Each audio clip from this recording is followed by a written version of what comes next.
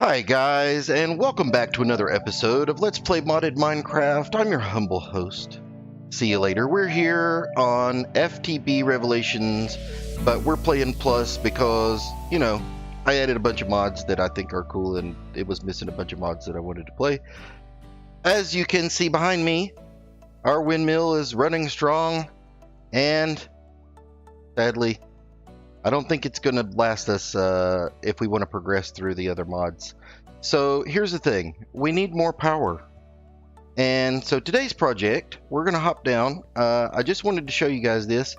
I made a couple of machines downstairs for processing some of the supplies we're going to need for this episode. And as you can see, our capacitor bank was all the way run down. This thing was probably at about 1 million gone by the time I was done, and our poor little windmill is now struggling to keep up, just to keep this thing charged.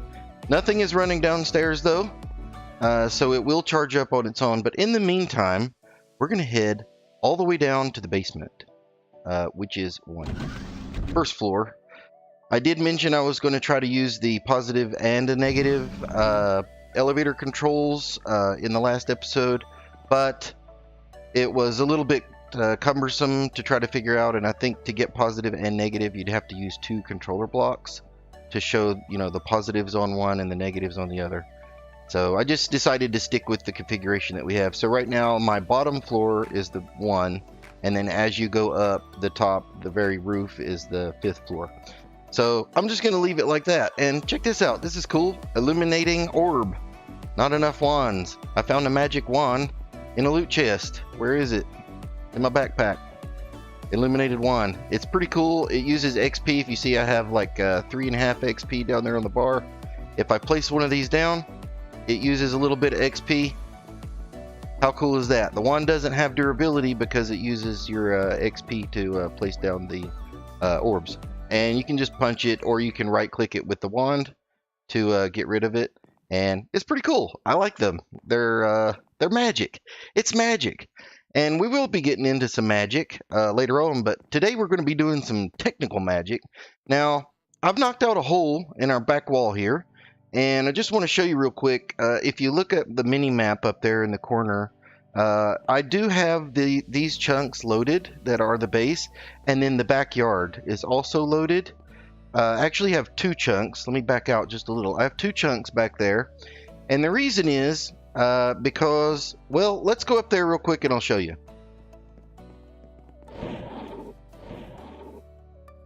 Okay, so here we are in the backyard, and as you can see, it's a lovely forest that we're in here. We're in a mega taiga biome, and I added a few more trees over here on this side, and what I've done is I have 8 individual trees, and each tree has an arboreal extractor. Now, what does an arboreal extractor do? It extracts tree fluid. It's kind of like that tree fluid extractor thingy we were using in the other episode to get the latex, but in this case, these are from thermal expansion, and they are getting us resin from these spruce trees. Now, you can set them up side by side around one of these larger spruce trees, the 2x2 type. Let me see if I can show you. So you could put 8 of them next to each other, but having them next to each other causes a debuff. It slows the machines down, and then also having 2 machines on one log also causes a major debuff. So I did some testing in a creative world, and I tell you, 8 of these with 8 individual trees is much faster than any other configuration that you can do with these guys. So what we did was I put some fluid pipes down here, okay, and they're extracting from the bottom of those arboreal extractors around in a loop. It goes around this way, comes over this way, and then goes down. All right, and then this goes down into the basement where we just were. So let's head back down there, and I'll explain what we're going to do with the contents of that pipe. So here is in our basement is the end of this fluid duct, and it is currently pulling fluid and filling up this duct. Now, full disclosure, I was piping the contents into a drum before. If you can see here, I have tree oil and I have resin. So we were getting resin, and in this reinforced large drum, I have 1,475 buckets worth of resin. I didn't need to do that. I did it for testing purposes to try to figure out if we were going to have a balanced system or not, but come to find out, there is a configuration for the other block that we're going to use that will keep the system balanced pretty much. So whatever exactly is coming in, we'll be able to use and consume, and there won't be a need too much to have a buffer, because that machine will keep up, and if it's not keeping up for any reason, we can actually add an upgrade to it. So let me grab our project crate and I'll show you guys what we're going to be doing. So inside here we have a sink for an infinite water source.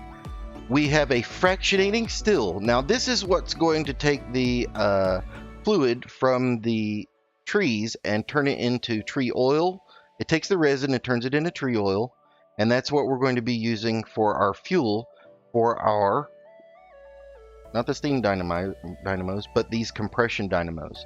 So the compression dynamos will generate energy based on, they need water as an input, and they also need some sort of a liquid fuel.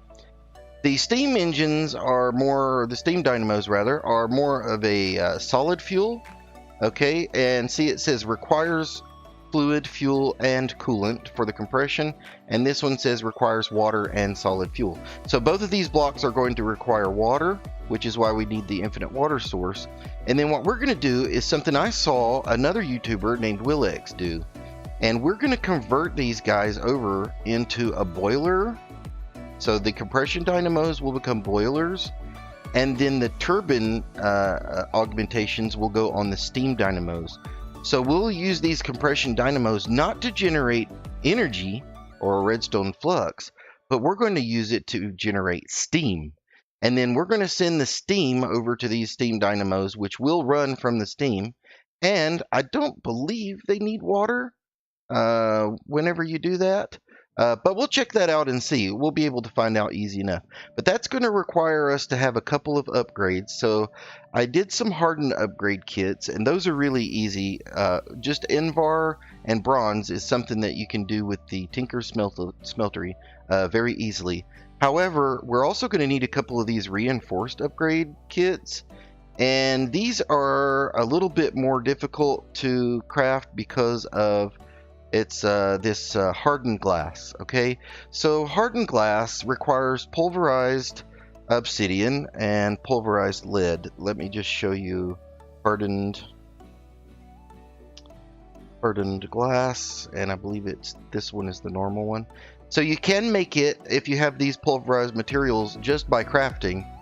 If you craft it with pyrotheum dust, now that stuff's pretty expensive as well. I think we can make it right now, but it's not, I think, the most ideal. A lot easier way to do this is to make an induction smelter, and then you put one pulverized lead and four pulverized obsidian, and that gives you 2 hardened glass. So I did have to make an induction smelter. Now I did try putting lead ingots in here, and that didn't work as well. So I did end up having to make not only an induction smelter, but I also had to make a pulverizer. There are a lot of other blocks besides the pulverizer that you can use. So there's the induction smelter and there's a pulverizer. There's a lot of other blocks you could use to get the dust. But I figured that this one actually, I did upgrade it to hardened, but it only takes 20 RF a tick whenever you're pulverizing with the base machine, and because of our current low power capabilities, this was probably just about the best bet for now. Now what we are going to do is, after we get more power, we need more power. Once we get more power per tick coming in, I'll plan on making an entire suite of the thermal expansion machines. So if I look at thermal expansion, if we look here, all these machines, the redstone furnace, don't know if we need that one right away, but definitely the pulverizer we have now. I don't need a sawmill. Induction smelter we have, and then a couple of these other ones, namely the main ones are going to be the sawmill, magma crucible, there it is. This guy is what we're going to use to melt things down instead of the tinker smeltery, and then we can actually pipe the contents into tanks and buckets, and that allows for a lot more crafting. The other one that goes with that is the fluid transposer. That's a way that you can get the fluids that you melt down into the blocks that I just mentioned. So anyway, that is coming up, but for right now we actually don't need these machines because I've already made those upgrades, and we will just stick those in our project crate for the time being, because that'll be another project for another day. Now, one of the differences between Willx's design and mine is that he stuck with all of the thermal expansion piping. He used fluid ducts and item ducts for the different things, and I have not tested my design out, but we are not going to be using that. We are going to take a whack at using XNet again, because I just absolutely love XNet. And if you missed the other episode where I went over the mob farm and how we set the mob farm up using XNet, go back and take a look at that, because I go through pretty in depth on how to set up a simple XNet system. And for this one, what we're going to do is we're using now the advanced connectors. This time I had ender pearls available, so I was able to upgrade our connectors, and I did a little bit more experimentation, and I actually did figure out what the difference is between the regular connectors and the advanced. So if I go to XNet, okay, there we are. So if we make a regular connector, it's just blue dye and redstone, gold, and a chest gives you a connector. Okay, if you look at it, it says place connector next to a block or machine that should be connected to the network, and maximum RF is 50,000. So no problems with the power capabilities of it. However, the advanced version, where you take the regular connector after you've crafted it and then put an ender pearl, redstone, and a diamond, and I've got plenty of diamonds from all the manual mining that we've been doing. I made a bunch of these, and these are really cool. Place the connector next to a block or machine that should be connected to the network. 500,000 RF, and I believe that is 500,000 RF transfer per tick. So these things are massively capable of well up into the higher tiers when we get doing our power generation. And notice it has another note that says allow access to different sides. That is the main reason why I wanted to use these this time, and I did test this out, and it does work, and it's pretty cool. And let me show you what I'm talking about, because I probably sound like a crazy person right now. I'm going to put down this controller right here. Okay, that's going to run our system. And then what I'm going to do is I am going to place a single connector, just one advanced connector right here, and you'll see it automatically connected to the bottom of this block. And I can allow it to, it says down, up, north, south, I can allow it to only connect up so that it doesn't get confused as to what it's connected to. Now it'll only show in our controller this block right here. So let me go ahead, and this is our first channel for this one is probably going to be energy. So let me go ahead and put down a network cable here, and I'll just go just like this, and I'll put another connector on the back of our controller, so those will connect together. So now we have those two blocks connected together. I don't need to go around there, I can just click on it here. So inside of our controller now, here's the difference. If I set up an energy channel, which is I'll just click one, energy, create, and then what I'll do is I want to send energy from somewhere to this. I haven't put the cell down yet, but I want to put it from the cell to the fractionating steel. So I can create this channel. Now, with the regular connector, wherever you connect the connector is only the side that it will interact with. So we have it currently connected to the down, or the underneath here. So it automatically says down. In the regular connector, this will be grayed out and you cannot change it. But with the advanced connector, I can change, even though that's connected over there on the bottom of the block, I can have this connector act on the top side of the block, even though it's not connected. So because it is connected to this block, this connector has access to any of the 6 sides. No matter which side it's physically connected to, it can connect to any of the other sides. So we can actually use one connector, this connector right here, and we can make channels that will interact with the bottom, the top, the back, the sides, and all of the different sides on different channels using one advanced connector. How cool is that? Now, what is that really cool about? That's going to allow us to do something pretty neat, which is, let me grab one piece of stone brick. Let me put one right here. What we're going to do is, I want to do something kind of neat where, just for aesthetics, we're going to have these dynamos set up here, here, here, here, and here. And then we're going to put the compression dynamos here, here, here, here. And I'm going to take my wrench and use it just to simply right click and turn them one time. And then I'm going to put 2 more bricks here. And that is all we're going to see when we come downstairs. The entire power generation system will do all of its inputs and outputs through XNet, and we can access even this back side through a connector on the other side of this block, which is really, really cool. So I'm going to go ahead and hook this up, and then when I'm ready, I'll show you what it looks like, and we'll start working on the channels. Alright guys, I have only one more thing, and that is to connect, which is the sink, and I believe if I place it here, that I can see both of those with that one connector that I have there. So let me just run you through it. I've got the fractionating still hooked up to the controller, and then I've got all of those dynamos hooked up to the network controller. I have one RF Tools power cell hooked up, and I have one sink hooked up. And look how clean that is. It's just the one, basically the one, all these connectors just connected right to each other.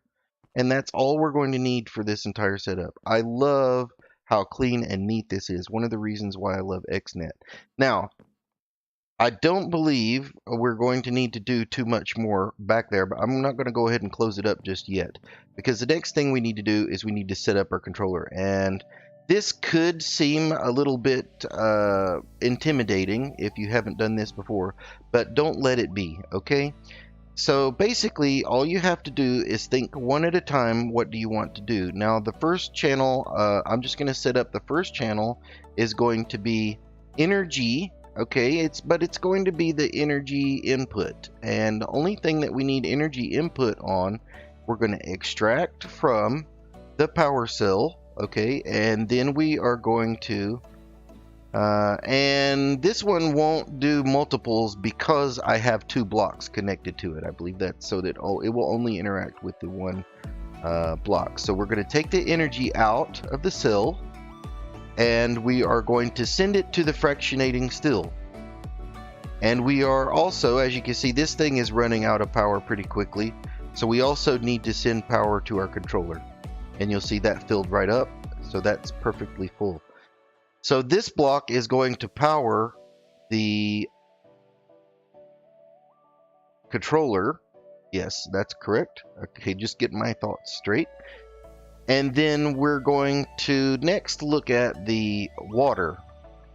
Now I want to make a fluid channel. So I'm going to come over here and make a fluid channel.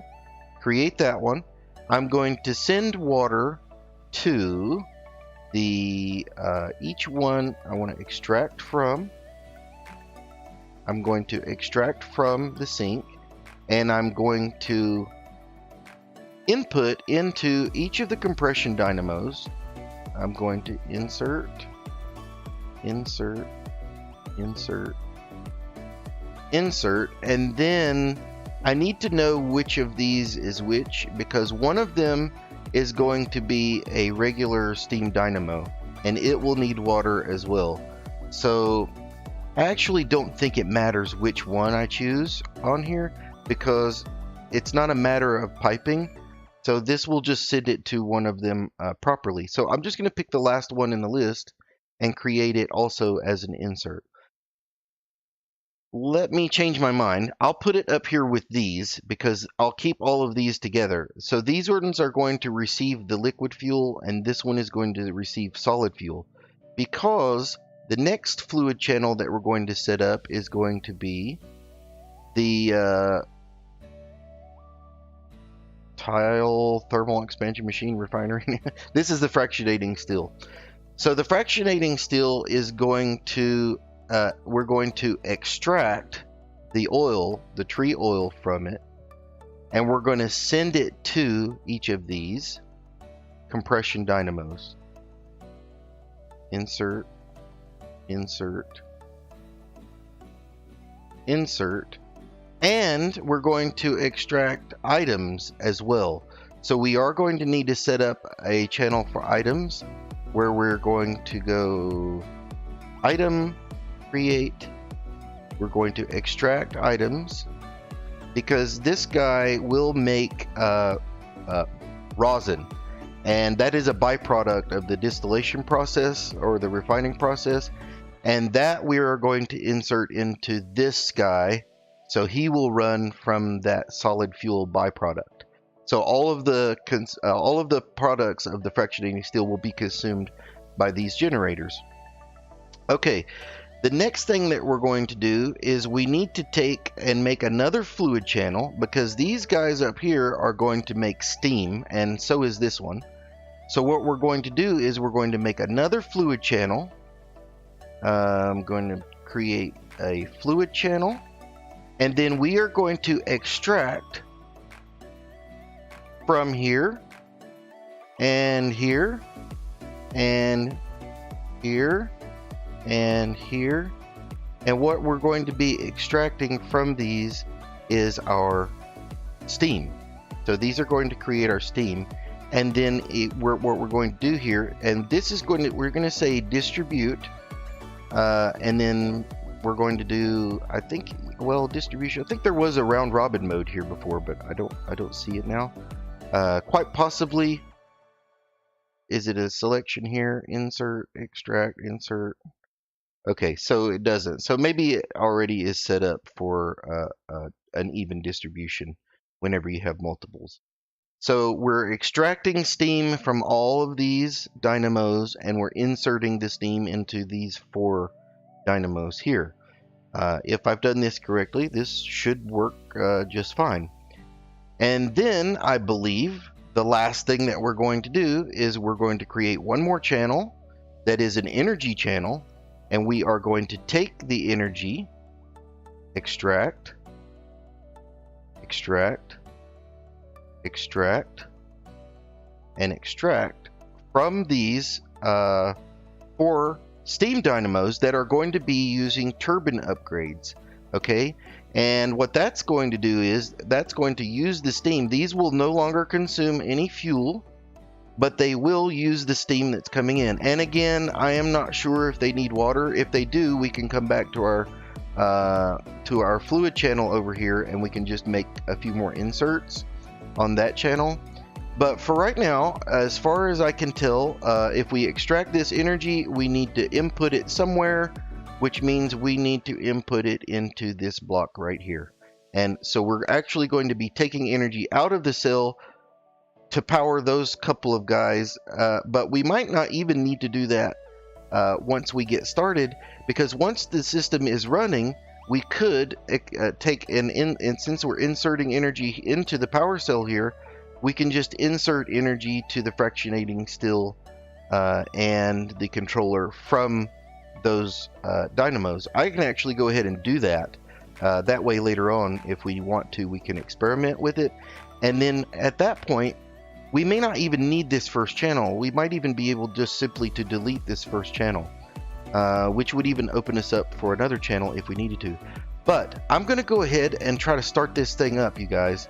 And if it's working properly, the only thing that I'm a little bit concerned of right now is that we may need to go and back on the inserts and extracts, and then go back and specify which sides that we're going to insert things into, especially for these dynamos. That's a little bit more complicated of a process because you have to consult your Benny map and figure out, are you on the north side, south side, are you up or down, and then you have to tell it which one for each one. So I am going to go ahead and do that, and then I will be right back. Alright guys, so we're back, and I have a little bit of some bad news, but it's nothing that we can't work around. The problem is that these steam producers, the boilers that we have converted, will not output to XNet. So we will not receive any steam from XNet into XNet. So what we're going to do is I'm going to move the XNet connectors down to the bottom, and to do that I'm just going to go ahead and take out this whole bottom row just to make it easy to work with. Alright guys, we're back, and I have some excellent news. This is working perfectly. I don't know why. Oh yeah, there's no steam in this one.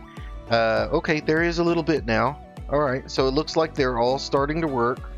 What happened is these compression dynamos, some of them filled up with the backed up fluid, while the other ones don't have any, so they're only getting a little bit.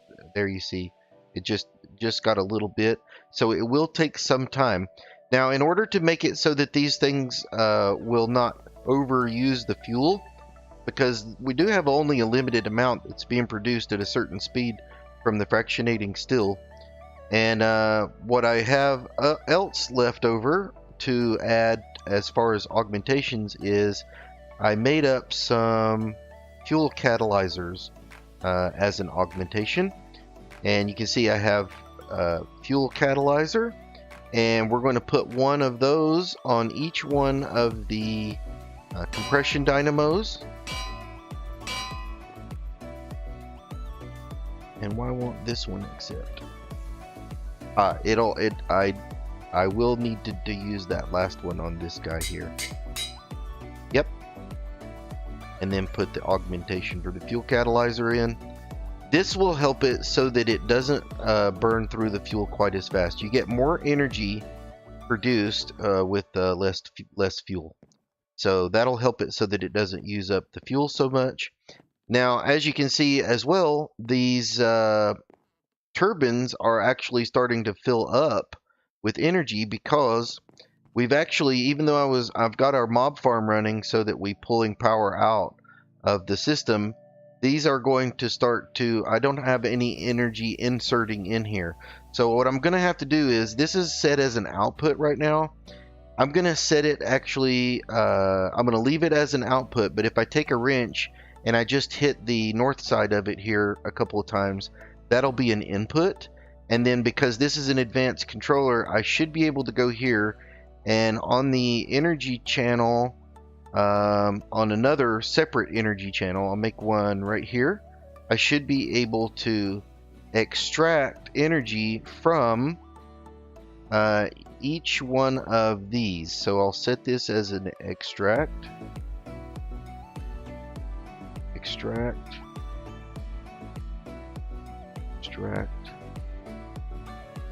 Extract, and then we're going to insert it to the energy cell on the north side.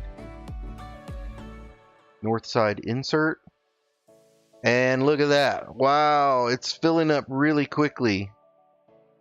That is fantastic. Okay, and let's check out our fuel situation here. Alright guys, we're back, and I did a little bit of testing, and things are looking pretty good. I ran the mob farm and the mob duplicator for a little while, which put a demand on the system, and the system seems to be keeping up pretty well. These steam dynamos that we have with the turbine augmentation are all full except for this one right here.